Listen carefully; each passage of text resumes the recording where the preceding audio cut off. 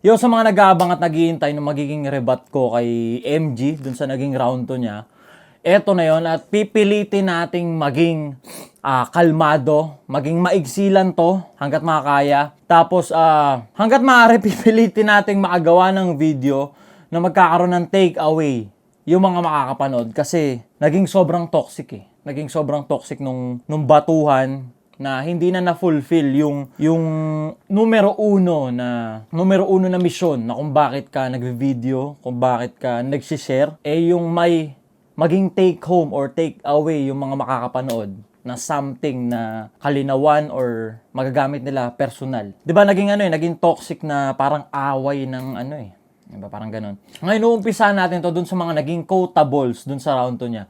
Quotables, yun yung mga naging markadong linya niya dun sa round 2 niya. Yung mga nakuha niyang info na inisplok niya dun sa round 2 niya. Doon na tayo magumpisa. Nabanggit ni MG na may nakuha siyang info na ako bilang ato na medyo kahit papano nakakaluwag at umayos na yung buhay, may inuupahan ng bahay, meron akong tatay na hindi ko tinutulungan. Totoo ho yun.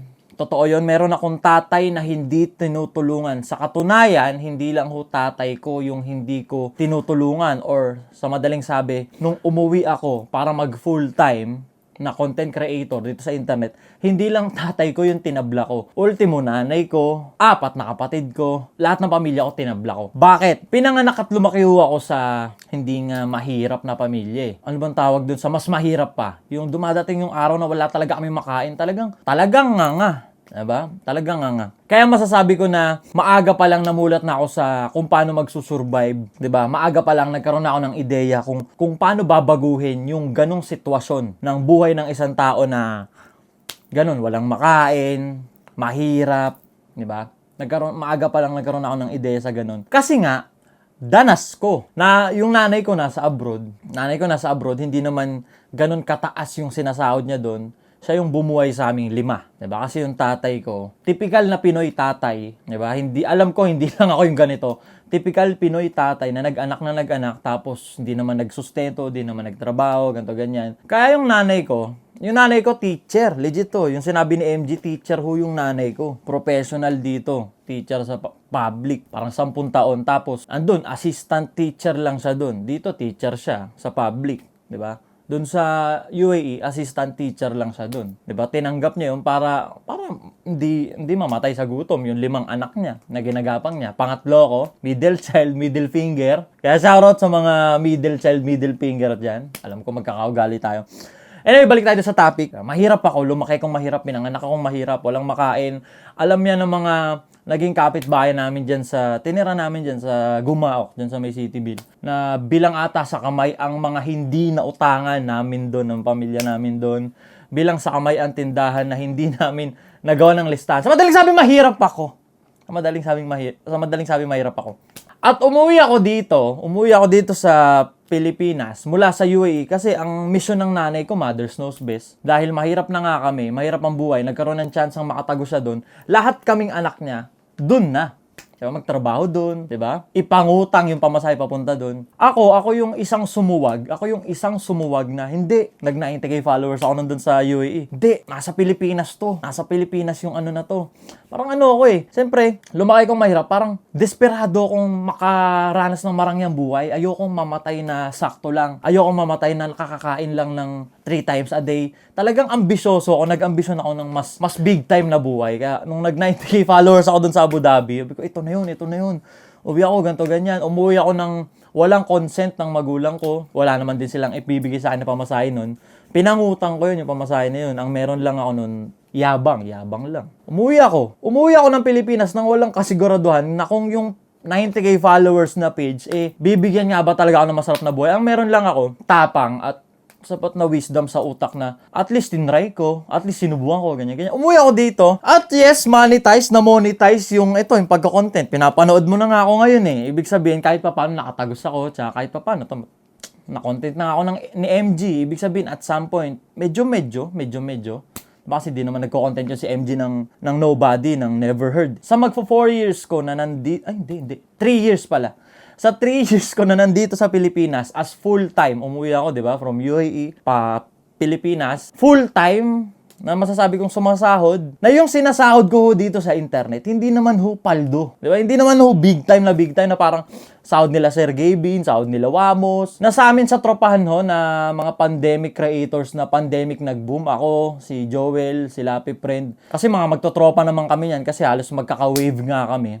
Mga nagkakausap kami yan, magtotropa personal. Ako ho yung pinakamaliit sumahod sa tropahang vlogger. Kasi yung content ko, sigaw, mura, demonetize, 'di ba? Limited yung monetization. Ako yung pinakamaliit sumahod. At ako bilang pinanganak na mahirap, lumaking mahirap, may idea ako kung paano papasarapin yung buhay ko at ng pamilya ko. At hindi yun yung pag sumahod ako, puta paghahati-hatian namin yung sahod ko.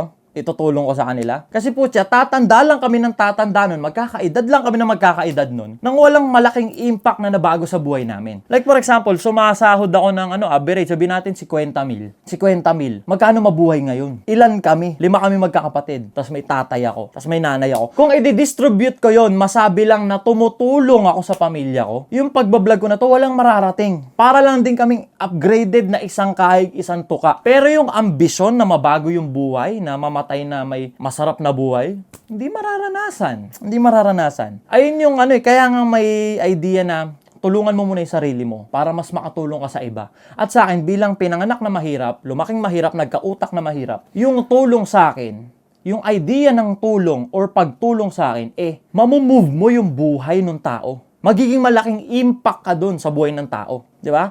Kasi para sa akin, pag yung sinabi mong tulong na yan, may binigay kang ganto ganyan, tas hindi naman nabago yung buhay nung pinagbigyan mo, para sa akin, limos yun. Limos! Diba kasi binigyan mo lang siya ng kakarampot. Kakarampot na mauubos lang din sa walang kapararakan. Kararampot na hindi naman babaguhin yung buhay niya nun. Hindi papasarapin yung buhay niya nun. Diba? At ako, I'm on a mission na pasarapin yung buhay ko. At syempre, ng pamilya ko. Tapos next, yung mga nasa paligid ko. Diba? So on and so forth. Diba? At masasabi ko, ako, yung personal, hindi pa ho ako tapos, hindi pa ho ako established sa sarili ko na napasarap ko yung buhay ko. Lumibel pa lang ho ako. From mahirap na walang makain, lumibel pa lang ako. Nakakakain 3 times a day, nakakakain sa labas kahit papano, may sasakyan. Diba, mga kapitbahay mo may sasakyan. Vlogger ba sila? Hindi. Mga kapitbahay mo, makakilala mo kumakain sa labas. Vlogger ba sila? Hindi. Sa madaling sabi, ako yung pagiging vlogger ko, lumibel pa lang ako sa buhay ng isang tao na normal. Nakakain ng 3 times a day. May damit na maayos, may bahay na maayos, may sasakyan, may motor. Lumibel pa lang ho ako. Sa madaling sabi, I'm on a mission na tulungan muna yung sarili ko bago ako tumulong sa pamilya ko, syempre. Pag nag-boom naman to, putya, wala namang ibang may kinabang kundi pamilya ko, di ba? Kaya totoo yon yung info na nakuha ni MG, na ako, si Ato, vlogger, million followers na nakakakain kung saan-saan, may sasakyan, may maayos na tinutulugan, meron akong tatay na hindi ko tinutulungan. Actually, hindi lang tatay. Mga kapatid ko, pati nanay ko, tablado sila sa akin. Mas tatanggapin ko na magmukha kong masama sa mata nila, ng pamilya ko, ng mga kamag-anak ko, kasi hindi ako nag-aabot. Diba? Titiisin ko na yun. Titiisin ko na yun na magmukha akong demonyo sa paningin nila. Sasakripisyo ko na yun na mukha akong demonyo sa paningin ng angkan ko, ng pamilya ko, kasi nga, hindi ako nag-aabot. Kasi nga, bilang isang lumaking mahirap na nag-iisip ng tama, ayokong mag-abot. Ayokong magbigay ng limos. Ang gusto ko, baguhin at i-transform yung buhay nila, ng pamilya ko. At sa ngayon, andito pa ako sa phase na wini-workout ko pa yung sarili ko. Kailangan maging sustainable muna ako sa sarili ko bago ko isa-isa i-transform yung buhay ng pamilya ko. Diba? Kaya totoo yun. Meron akong tatay na hindi ko tinutulungan, hindi ko inaabutan. Diba? Kasi nga, minimission ko pa yung sarili ko. Hindi ako makakatulong sa kanila, hindi ako magiging malaking impact sa mga buhay nila kung yung sarili ko mismo hindi pa well-established. Hindi lang sa akin to, ultimo dyan sa mga nasa circle ko, buang bibig ko sa kanila yan. Na pag pumera sila sa ganyang bagay, pumera sila sa ganyang bagay, tend na ginagawa nila, papasiklab sa pamilya, bayad ng bills, bigay pamalengke. Tapos, yung pinagsumikapan mo ng 1 or 3 buwan, asa na? Wala na. Nalusaw na. Diba? Para ka na lang din isang kahit isang tuka. Pero kung yung pinagpaguran mo ng 1 buwan or 3 buwan, gamitin mo sa sarili mo, pag ibayuhin mo muna yung sarili mo, maging maayos ka. Pag naging maayos ka kasi, magiging maayos yung takbo ng utak mo. Mas makakaisip ka ng mga ways kung paano mas pepera. Kung paano mas pepera. Sa madaling sabi, yung pinipera mo, imbis na ipasiklab mo sa pamilya mo, di ba? Papasiklab mo sa pamilya mo yan eh. Siyempre, give back time, sagot ko na ilaw, sagot ko na internet, sagot ko na yung upa sa bahay, sagot ko na yung groceries. Di ba? Hindi mo namamalayan, taon na yung lumipas. Ganon yung routine mo. Tas mapapansin mo, parang walang nangyaring kakaiba or walang nangyaring big time sa buhay mo. Naging mersenaryo ka na lang. Sa pagiging mersenaryo mo, nakapag-produce ka pa ng mga tamad dahil naaasahan ka na, ikaw na sa bills, ikaw na sa upa, ikaw na sa groceries, ikaw na sa lahat, inako mo na ng inako, inubos mo na ng inubos yung sinasahod mo, yung pinipera mo, yung ibang kamag-anak mo, yung ibang kapatid mo, tumanghod na lang sa'yo. Sinayang mo na yung taon-taon na pinagtrabahuhan mo, na imbes na ininvest mo sa ibang bagay, sa sarili mo, sa ibang ways, sa ibang bagay para mas lumago yung pera, naubos na lang ng ganon, walang kapararakan, tas yung mga tumanghod sa'yo, tumunganga na lang. Diba? Nakapag-produce ka pa ng tamad. Kahit ako sa mga tropa ko sinasabi ko yun, uy, pumera ka, barya yung pinera mo. Hindi niyan papasarapin yung buhay ng nanay at tatay mo. Sasagutin mo yung ilaw ngayong buwan? Sasagutin mo yung internet ngayong buwan? Yun na yun. Ganun lang kaliit ang tingin or yung naiisip mong i-give back para dun sa pamilya mo. Internet, ilaw, upa, groceries, yun lang. Ayaw mo silang bigyan ng marangyang buhay, diba? Pero wala namang masama dun kung yun yung trip mo. Walang masama dun kung yun yung trip mo. Walang masama kung yun yung trip mo. Magtatrabaho ka, magpapapera ka, give back sa pamilya agad. Abot kay nanay 2.5, abot kay tatay 2.5, bayad ilaw 3K, bayad internet 2K, ubos yung sinahod mo, pero nakapag-give back ka. At ito masakit dyan, humindi ka lang ng isa, masama ka na ulit. Yung taon-taon na pagsasakripisyo mo ng pag-give back mo, sa isang iglap, wala nang bilang ulit. Di ba? Kaya mas okay talagang, para sa akin lang naman, natitiisin ko yung 3 taon, 5 taon, na magmumukha akong masama sa mata ng pamilya ko, ng angkan ko, kasi hindi ako nag-aabot, hindi ako nag-give back. Okay lang. 3 taon, 5 taon, masama ako sa paningin nila. Para sa lifetime na marangyang buhay, minimission ko yung sarili ko. Nag-iisip ako ng bagay, ng mga ways para pumaldo. Kung mapapansin nyo, yung topic, wala na kay MG. Hindi na tayo umano kay MG kasi hindi na para mag-atakihan pa as a person. Diba? Kasi sobrang toxic nung ganun. Pwede kong gawin yun. Atakin ko siya. Pwede yun. Ang daming, actually, sobrang daming malalaking tao ang nagbibigay ng info. Ganto ganyan, with resibo. Pero naisip ko, hindi na para pa. Kasi masyado ng toxic yun. Wala nang take away, wala nang take home. Wala nang nutrition yung nakapanood. Pangalawang quotable na nabanggit ni MG, yung nakulong ako sa isang kahon. Kaya hindi na ako nag-progress dun sa ginagawa ko. Naging mediocre ako dun sa ginagawa ko as content creator na yung mga kasabayan ko, yan sila Joel, sila Happy Friend, at marami pang iba. Nag-next level na. Ako, yun at yun pa rin. Nakulong ako sa isang kahon. Totoo huli yun. Uli yun. Na nakulong ako sa isang box. Na ako, 1 taon kong naging struggle yun. Up to this day, naging struggle ko yun. Nakulong ako sa isang idea. Na yung idea na yun, sobrang mali. Neto ko lang siya na-realize. Na-realize ko na yun, tapos nung nabanggit pa ni MG, mas na-realize ko lalo na, puta, legit, nga, totoo. Nakulong ako sa isang box. Yun yung pag-chase ko sa pera. Diba kasi nga mahirap ako lumaki kong mahirap. Frustrated ako na mapasarap yung buhay ko at ng pamilya ko at ng mga nasa paligid ko. Hinabol ko yung pera. Nung una nagko-content ako, Pangit Lives Matter. Tapos kung mapapansin nyo, 2 taon na akong nakulong sa content na pag may issue, diba? Issue. Raratrating ko, hindi na siya inline sa, Pangit Lives Matter, hindi na siya inline eh. Pero ginawa ko siya ng ginawa, kasi nandun yung pera. Kasi nga yung Pangit Lives Matter, pang. Ang liit nung ads doon, demonetize lagi. Kasi nga, lagi nakasigaw, lagi nagmumura. Ngayon ganun, yung may isyong lumabas, gagatasan ko, andun yung pera. Sa madaling sabi, hinabol ko yung pera. At sobrang mali nun. Sobrang mali na habulin mo yung pera. Kasi, hindi na ako nag-grow. Kasi from 0 to 1.9 million followers, Pangit Lives Matter number 1. Karapatan ng mga pangit, empowerment. Pinapalupit ko yung mindset ng mga kapwa ko pangit. Diba? Tapos na-stack up ako sa 1.9. Kasi nag-switch ako ng ginagawa. Nanggatas ako ng mga issue. Kasi nandun yung pera. Andun yung malaking pera. Diba? Nakulong ako sa isang kahon na nahirapan akong lumabas kasi nga andun yung pera. Totoo yung sinabi ni MG na nakulong ako sa isang box yun. Nanggatas ako ng mga issue para sa pera. Andun yung pera. Andun yung pera na magsusustain nung imahe na binabato ko sa mundo. Naniniwala kasi ako na kung anong energy yung binabato sa mundo, yun yung babalik sa'yo. Na ako, bilang isang lumaking mahirap, pinanganak na mahirap, nagkautak na mahirap, nakakaawa yung buhay ko eh. Nakakaawa eh. Nakakaawa na nga yung buhay ko, pati pa naman sa vlog life, sa pagbablog, mukha akong kawawa. Hindi ko ginawa yun, di ba? Anong imahe yung pinagtibay ko dito sa internet? Maangas, big time, kumakain sa ganto ganyan, may sasakyan ganto ganyan, siniset up yung motor ganto ganyan, nagbebenta ng relo ganto ganyan. 'Di ba? Yung pinortray kong image or yung binabato kong enerhiya sa mundo, si Ato na malupit, na maangas na big time. Ayun yung binabato kong energy sa mundo. 'Di ba? Kasi alam ko, naniniwala ako na may dalawang enerhiya kang pwedeng ibato dito or pwedeng gawing imahe dito sa internet. Una, yung nakakaawa ka, nasunugan kami, ganto ganyan. Unang sahod, pinambili na namin ng ganto ganyan. Nawala na si ganto. Di ba? Pwede yun eh, nakakaawa type shit. Nakakaawa type shit, may dramang nangyari sa buhay mo. Or, yung ginawa ko, yung putya lifestyle.